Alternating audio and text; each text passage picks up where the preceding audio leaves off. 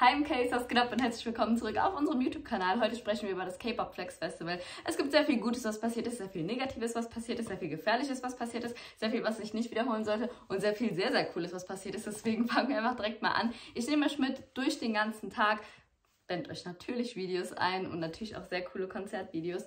Und deswegen, wird wahrscheinlich ein längeres Video. Ich fange direkt an. Let's go! Schwester und ich hatten Front of Stage und Early Entry Tickets. Bei unseren Tickets gab es ein Numbering. Was das genau ist, erkläre ich euch später. Jedenfalls sind wir um 6 Uhr aufgestanden, haben uns fertig gemacht, sind losgefahren und waren dann circa um 8:30 Uhr am Stadion. Es wurde zwar gesagt, wo das Numbering stattfinden wird, und zwar bei uns war es, glaube ich, Tor 4. Nur ist es halt so, es gibt verschiedene Eingänge und wenn man noch nie dort war, dann weiß man auch nicht, wo Tor 4 ist. Das heißt, unser Uber hat uns rausgelassen. Und wir standen da und waren erstmal so, okay, wo müssen wir hin? Dann haben wir eine Security gefragt, wo denn der Eingang ist.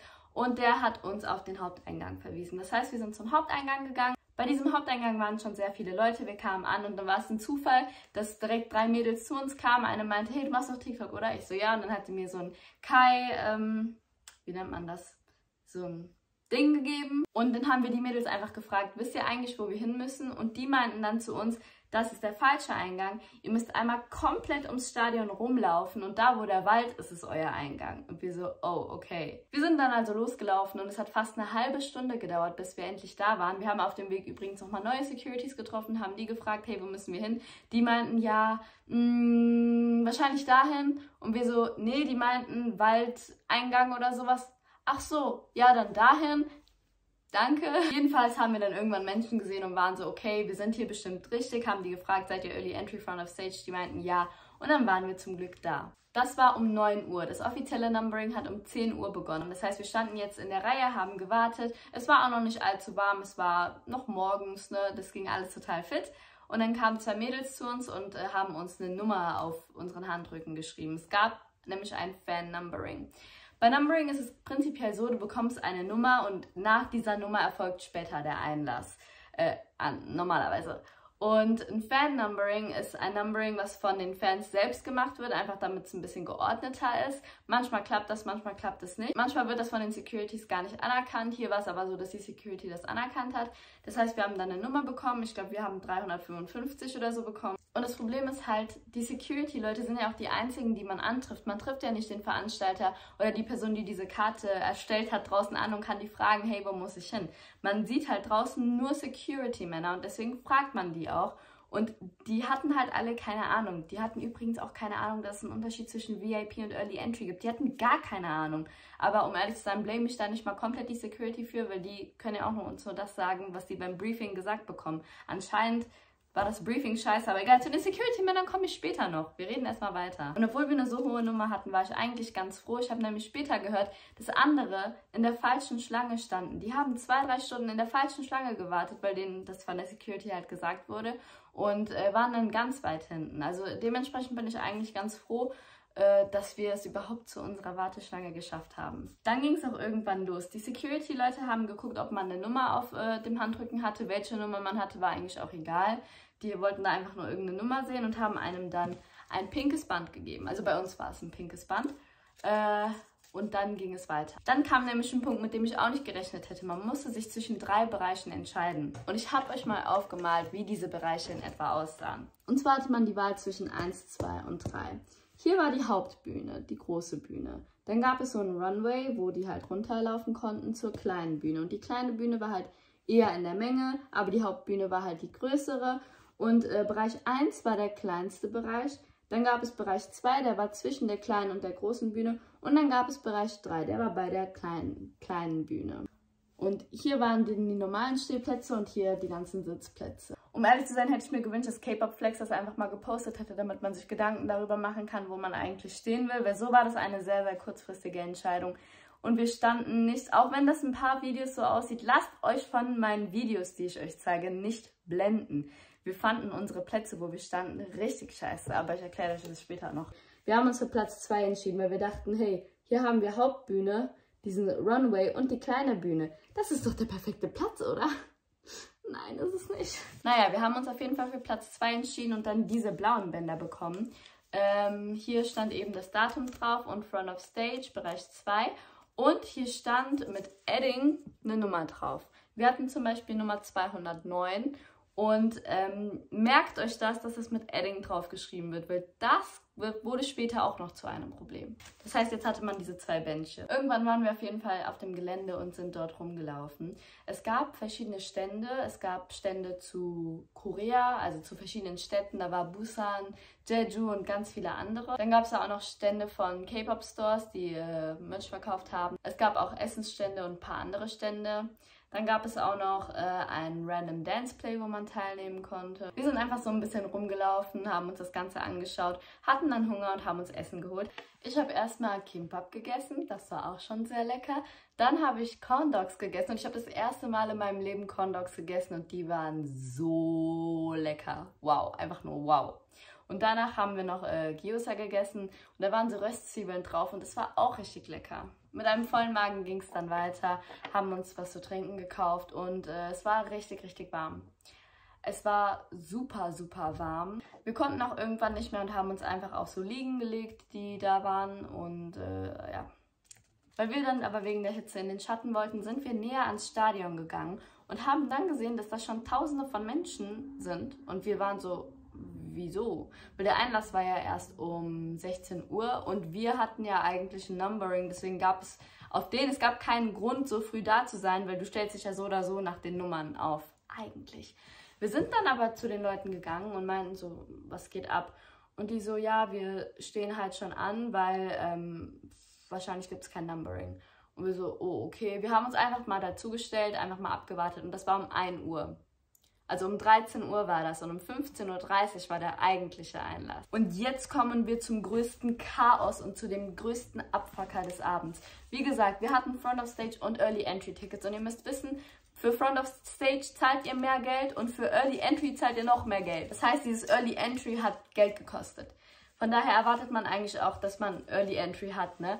So, und das Problem war, da waren ja jetzt hunderte von Menschen, die waren da schon und die saßen da schon. Und eigentlich war auch alles friedlich. Ihr müsst euch das so vorstellen. Hier war das Stadion, ne? Hier wollten alle rein.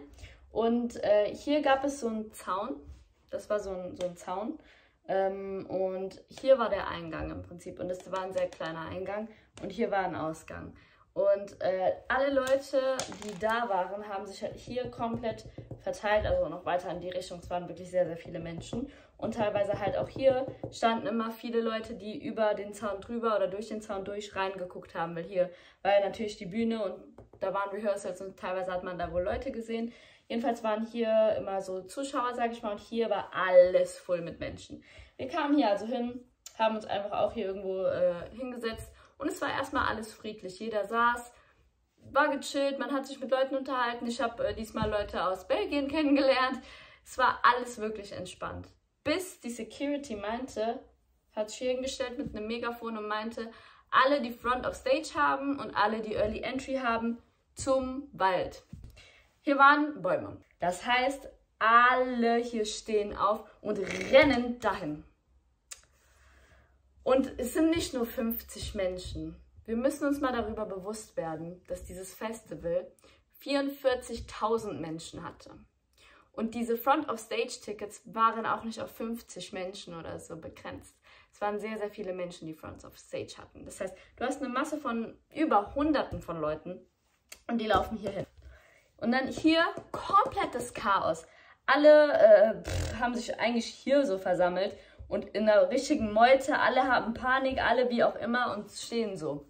In der Zeit kamen auch immer wieder Leute vom Korea-Festival, sage ich mal, zurück und meinten so, ja, hey, was geht ab? Und der Security-Man meinte, das Numbering ist sinnfrei und es wird nichts nach dem Numbering laufen. Und falls ihr jetzt sagt, ja, okay, aber die Zuschauer hätten ja unter sich ein Numbering machen können, das muss ja nicht die Security machen.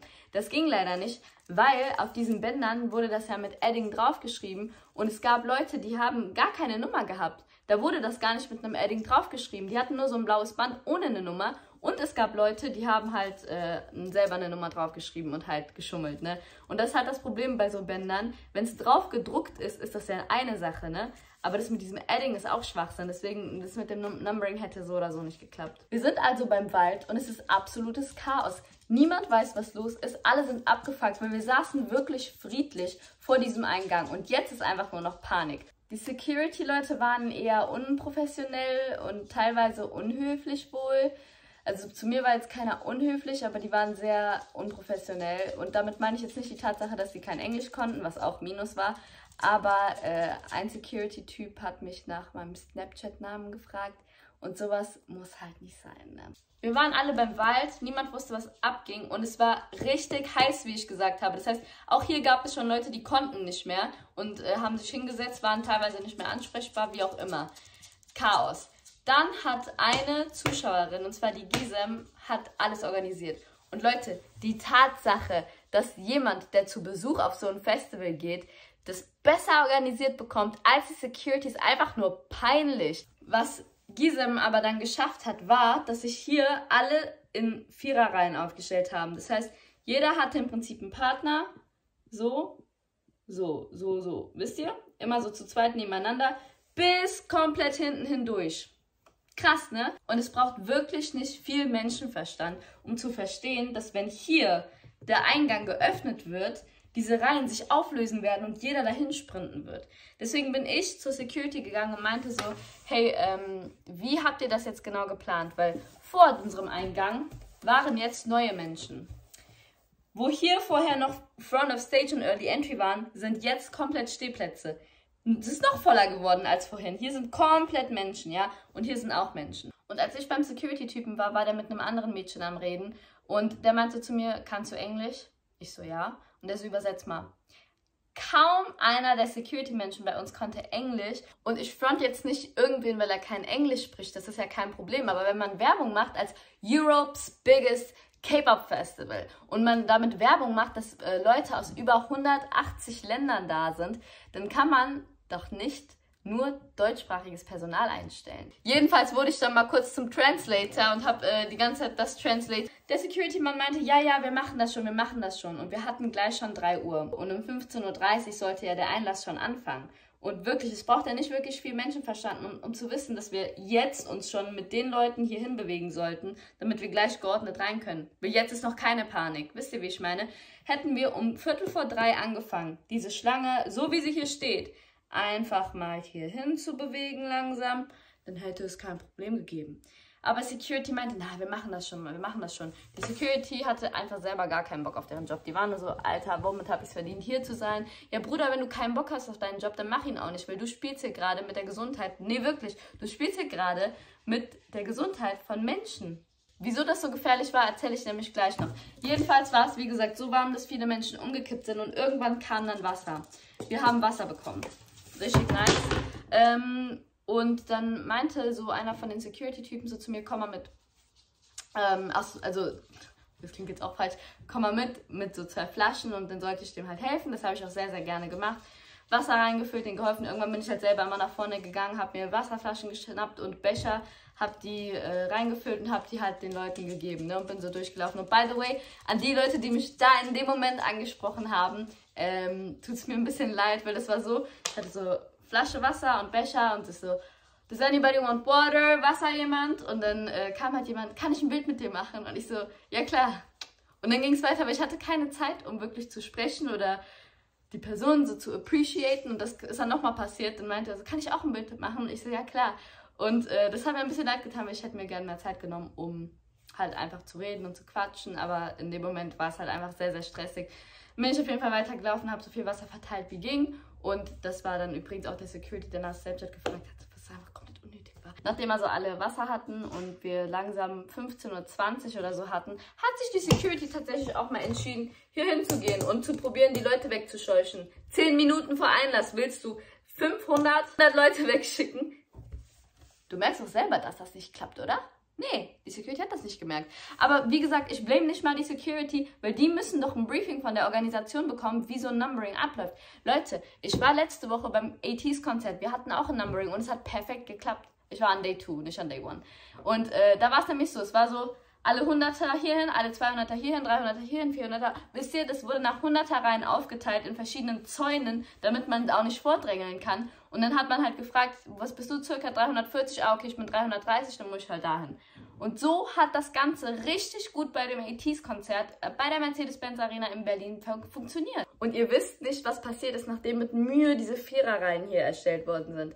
Wisst ihr, was passiert ist? Wir hatten mittlerweile schon 15:40 Uhr, also 10 Minuten nach Einlass. Und hier die Leute, die hier waren, die haben einfach die Türen aufgemacht. Das heißt, die Leute, die nicht mal Early Entry hatten, durften rein. Das heißt, teilweise durften jetzt schon Leute rein, die nicht mal Early Entry hatten. War ab dem Zeitpunkt alles vorbei. Hier, die meinten, Leute, scheiß auf die Reihen, die lassen jetzt nämlich schon Leute rein, das bringt nichts. Wisst ihr, wozu das geführt hat? Ja, diese Reihen, die bringen nichts, die lassen jetzt schon Leute rein. Alle diese Menschen sind wie Verrückte hier hingelaufen und haben hierhin gedrängt, obwohl diese Menschen auch schon gedrängt haben. Das heißt, hier war so ein Hotspot und das war so fucking gefährlich. Leute, wäre ein Mensch hingefallen, als alle dahin gelaufen sind, die anderen wären drüber getrampelt.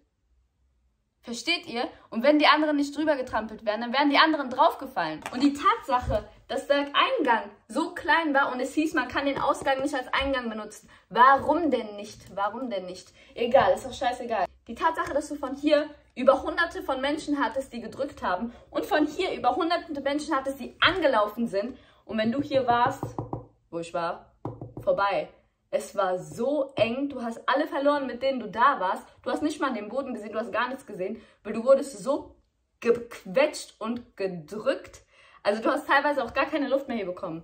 Atmen war sowieso scheißegal, ne? Zum Glück ging es dann hier, also ich hatte Glück, dass ich relativ weit hier war und dann rein konnte, aber ich habe mich auch nicht hier hingestellt. Im Einzelnen wurde ich einfach dahin geschubst. Und das hier fand ich auch so gefährlich, weil guck mal, du hast ja nicht mal deine Füße gesehen. Du hättest auch nicht gesehen, wenn da wirklich jemand hingefallen wäre. Und da waren ja auch kleinere Leute, da waren auch minderjährige Leute.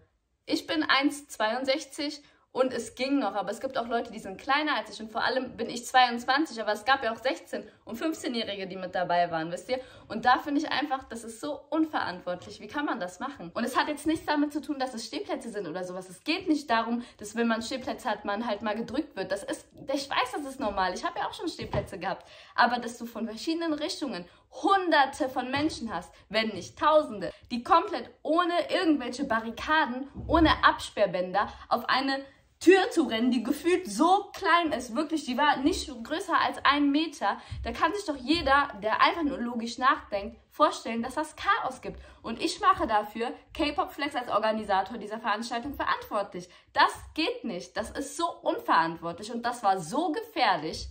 Nachdem ich also dachte, irgendwer wird hier gleich noch kollabieren oder sterben, ist man hier reingekommen und ab hier ging dann der Lauf los zum Stadion, zur Bühne und man war drin. Zum Glück habe ich dann meine Schwester irgendwann wiedergefunden. Ich stand auch relativ nah, wie ihr gesehen habt, stand ja direkt an der Barricade zur kleinen Bühne. Das Ding war nur, dass die Show gar nicht um 6 Uhr losging, sondern von 6 Uhr bis 8 Uhr eine Pre-Show da war. Und das war auch der größte Witz meines Lebens. Weil wisst ihr, was diese Pre-Show war? Das war einfach dieselbe Performances, die schon draußen stattgefunden hatten bei dem K-Pop-Festival, bei diesem K-Fest hieß das ja. Das heißt, teilweise wurden einfach die Performances, die man draußen gesehen hatte, jetzt drinnen nochmal aufgeführt. Und ich hatte euch ja am Anfang gesagt, dass man um 6 Uhr aufgestanden ist und wir hatten jetzt 18 Uhr. Und nachdem man 12 Stunden lang gewartet hat, in der Hitze geschmolzen ist und gestanden ist die ganze Zeit, konnte man halt wirklich nicht mehr.